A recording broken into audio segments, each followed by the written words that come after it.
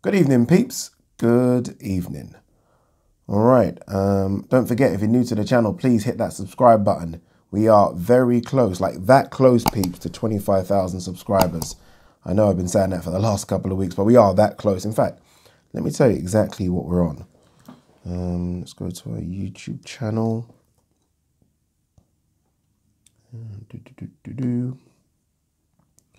All right, so we're on right now, like this is right now, 24,927 subscribers. So we're literally that close. By the time this video goes up, we actually could be on 25,000. So thank you so much to everyone that has helped the channel get to that stage. Really, really do appreciate it. All right, what is there to talk about today?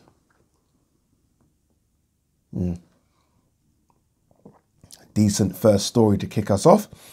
Mikey Garcia says Manny Pacquiao fight is close to being finalized for May. Now, I saw this video sort of circulating. I don't know if it was on Twitter or it might have been on YouTube. He's in the back of a cab, it looks like, being interviewed by a female reporter, and he speaks about it there. So, and this fight has been in the works for a couple of years, and it looks like this fight is now going to happen for May. It looks like, I don't know what's happened with Manny Pacquiao. It's supposed to be McGregor. Well, I know what happened there. McGregor lost to Poirier. But then there was this talk about Ryan Garcia being an exhibition fight or a real fight. I don't know what's happened with that, but that's just gone completely dead. So now it's Mikey Garcia. So it's definitely PACMAN's third choice. But for us as fight fans, I mean, this is the best choice. Like, this is by far the best one. I don't know if it's PACMAN's best financially. It probably isn't. But I think it's the one that makes sense. Mikey's obviously coming off that win against Vargas. Before that, obviously, he lost quite badly, I thought, to Errol Spence. I mean, didn't get knocked out or knocked down. He didn't get knocked down in that fight, did he? But pretty much lost every single round. But I think this is a good fight. I think Mikey will bring it. I'm not quite sure what's left of PACMAN. He hasn't been in the ring since the Keith Thurman fight, and that was August 2019.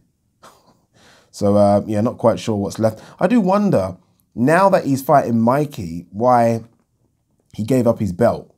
I mean, again, that's why I say I don't know what's going on with PACMAN. I'm guessing he gave up the belt because he really thought he was going to fight Ryan. Like, there's no reason to give up the belt and then fight Mikey. No reason whatsoever. So, look, strange, but if it does happen, another good fight to look forward to. And it will be a good fight, by the way, especially if it is the PACMAN that we saw against Thurman. Again, PACMAN's what, 43, I think it is now? How old is Manny Pacquiao? I swear he's 43. 42. 43 in December. I mean, I don't know what's left of Manny Pacquiao, but let's just see if there's one more big one in him, right? That would be nice. David Benavidez, Ronald Ellis Showtime triple header is now official for March 13th. So, not this weekend, next weekend. Ronald Ellis, that name is familiar. Is he the guy that fought Korobov? I should know this, apologies, but his name rings a bell. Yeah, he is. He fought Korobov back in December. I think Korobov pulled out injured in that fight in like 4th or 5th round. But he's fighting Benavidez. Look, I mean, what we want to happen, look, I don't think it will happen. What we want to happen is Canelo versus Billy Joe Saunders. We know that's happening. Caleb Plant versus Benavidez. That's what I want to see happen, but I'm not quite sure. I have a feeling that Caleb Plant is going to sit this one out and wait for the winner of Billy Joe Saunders and Canelo. It's difficult to blame him, right? I mean, it's a lottery ticket. Think about that. It's like a lottery ticket. So would you roll the dice with your lottery ticket against Benavidez? Like, if be in Caleb Plant's mind, or would you just wait? Like, win or lose against Canelo, it's a big fight. He's going to make 7 figures, good 7 figures, right? We could be talking 5-6 million. Do you just hold on to that lottery ticket, or do you say, okay, no, I'll roll the dice against big David Benavidez? I mean, I know Caleb Plant's confident, but I just don't think you do that. Look at me, I'm already looking past Ronald Ellis. Sorry, Ronald, but I think Benavidez is going to smoke you, if I'm honest with you. That's good. It's a nice one today. Okay, this is interesting. Chisora, if I was a Coley, I'd win that belt and then move up to fight White. Steady now. steady now. If I'm a Coley, I beat Glowacki, and then I stay in and around the cruiserweight division because there are some good fights there. I mean, the last thing I'm thinking of is fighting Dillian White. I know they had that little issue, didn't they, about a year and a bit ago, where I think a Cody said he put it on White in sparring. Not yet a Cody. I like a Cody a lot. I think there's things to work on. And the thing is, as much as I say a Cody's massive, and he is massive, I've seen him, he's a massive man. At heavyweight, he's just the normal size. Like he's just normal. So he's got all the advantages at cruiserweight, but those advantages are nothing at heavyweight. So I'd rather see him work on his craft a bit more, especially the inside fighting, which is going to need to work on in the heavyweight division because they're always in the clinch, aren't they? And then move up and face Dillian White. But for now, yeah, don't listen to Chisora. Just don't. Not yet, please. All right, this is the big news that got announced today. I say today, this video is going to come out tomorrow, so yesterday. Ramirez versus Josh Taylor unification fight. All the marbles is done for May 22nd. Great fucking news for boxing fans. For me, there was nothing stopping this. I mean, with the same promoter in Bob Arum and Top Rank, there was nothing stopping this. And this is what we need to see. Two guys, unbeaten. This is perfect. This is bloody perfect. And I can't wait for it. I mean, we've not had, I say we as in people from the UK, have not had an undisputed champion since 99? I think 99. So that's what Josh Taylor is looking to become. I mean, this is historic for British boxing. So, I mean, good luck to him. It's not going to be easy against Ramirez. Ramirez looked good against Hooker, didn't he? But so did Taylor against the likes of Progo. I mean, both of these guys have got there the right way. Like, when you look at their records, let me quickly bring up Ramirez's record. I mean, none of them are fighting guys with 3 or 4 defeats. They're taking on guys with 1 loss, 0 losses. It's really, really good. Let's get Ramirez's, if I can. Oh, what's going on BoxRec? Don't know what's happened to BoxRec. Let me just go to Wikipedia. All right, so Ramirez fought Victor Postal, had a couple of losses. Maurice Hooker, who hadn't been defeated. Had Zepeda lost? I need BoxRec, man. 1 second. This is some joke thing. Sorry, peeps. Won't be a sec. What I'm trying to get at anyway, as I get this up, is that these guys have literally beaten all they could beat to get here. Yeah, I think BoxRec is down. It's nothing to do with my computer. BoxRec is down, but both of them have beaten all they can beat to get there.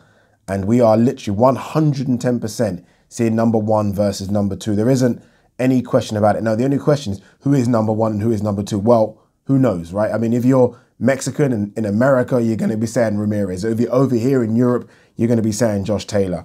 We'll find out May 22nd. It's that simple. What a great fight. Well done to everyone to make this fight happen. It's not pay-per-view in America either. It's I think it's on ESPN Plus or ESPN. So, look, I can't wait. I really can't. And again, this is, I need to be a bit more proactive because these are the kind of fights I need to be at. Canelo, Billy Joe Saunders, Ramirez, Josh Taylor. You need to go to a Josh Taylor fight. I mean, it's a fantastic atmosphere. And I just hope that, obviously, look, we don't know about the COVID situation, but fingers crossed, we're fine to travel. I'm sure we will be around May 22nd, because I hope he can take that Tartan army to America where the fight will be. And they will hear some noise. And they're going to need to be in loud voice because the Mexicans make some noise. So look, credit to both of them. May the best man win. I will slide to Josh Taylor just because I'm from the UK. If I was from America, I'd say Ramirez. That's how tight this fight is. But good luck to both. Good luck to both. What else we got? Eddie Hearn here saying, Saunders is tougher fight for Canelo than Caleb Plant.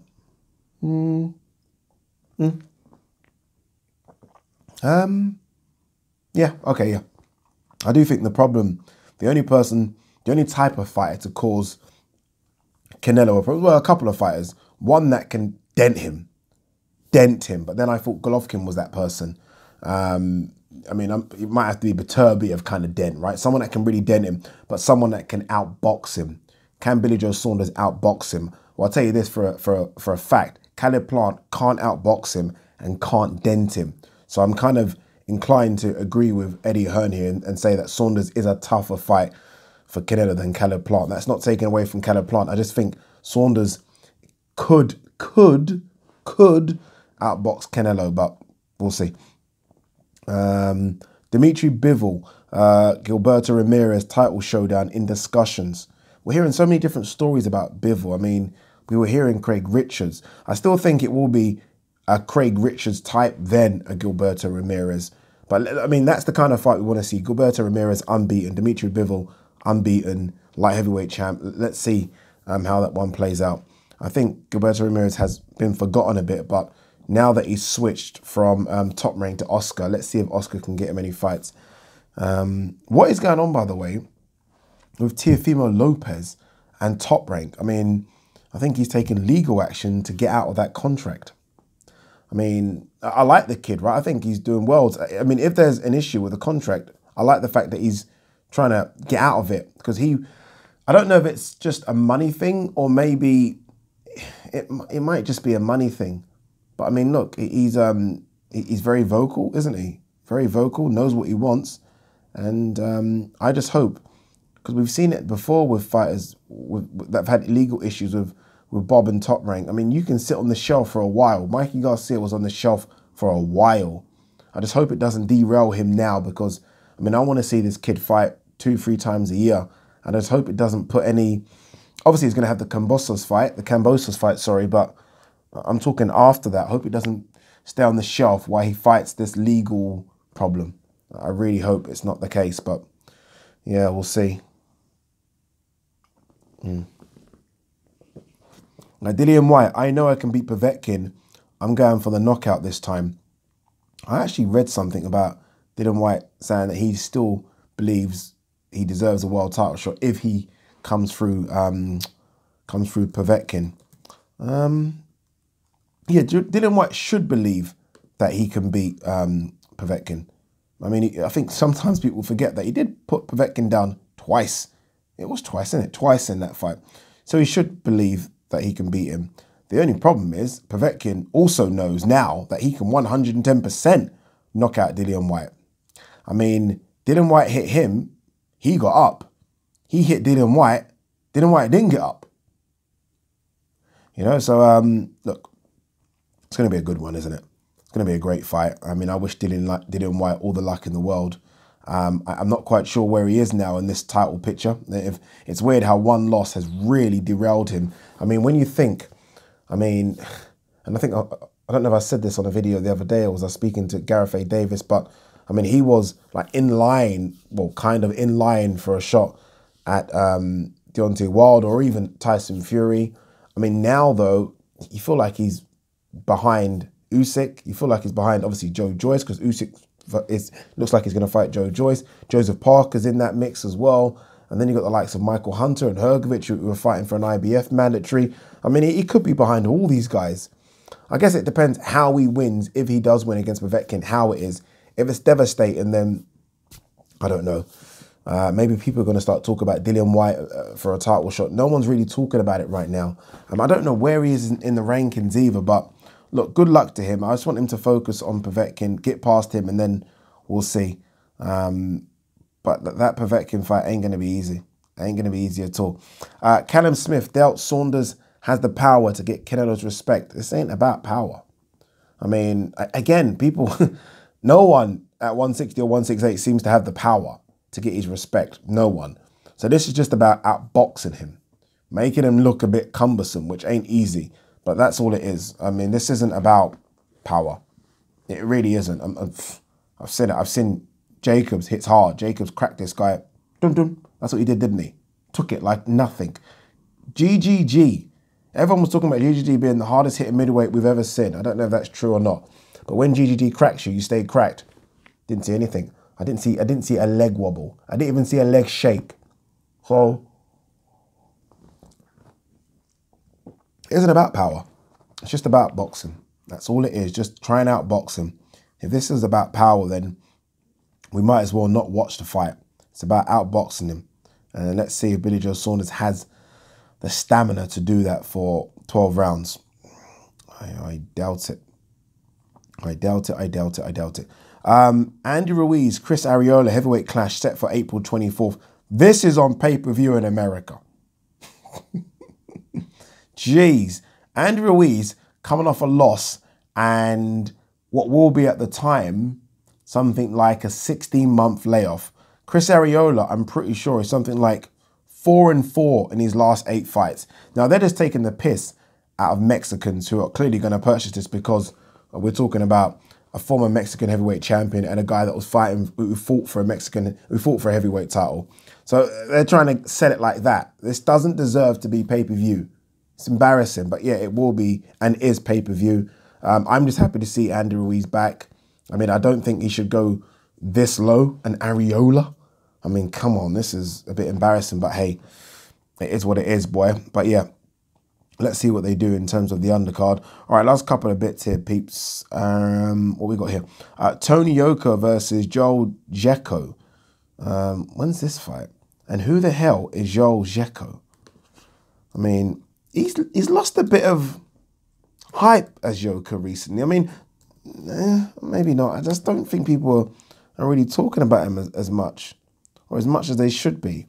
Oh, I think my is my box rec still down? It is still down. What's my phone? My other phone, not that phone. People are gonna be like, "You filming with it?" I'm trying to see if my phone's here so I can see who this. Nope, I don't know who this Joel Jeko is. But yeah, Tony Yoka's fighting him. Let's see what Mr. Yoka can do. I love Yoka. But let's see. He needs to fight someone of real note very, very soon, just to kind of get in that mix. All right, I think that is it, you know, peeps. I'm so upset I couldn't see or couldn't tell you Josh Taylor and Ramirez's opponents, but I think their last 6 or 7 opponents have, like, so Ramirez's last 6 or 7 opponents, I think, have a combined loss record of 4. Josh Taylor, I think, have a combined loss record of, it might be 1 or 2. The one, I think, is Victor Postal. Everyone else he's fought, so Prograis, even a hardback, Baranchik, all had 0 losses at the time.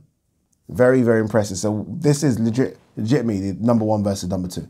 All the marbles. Can't wait for it. Peace and love.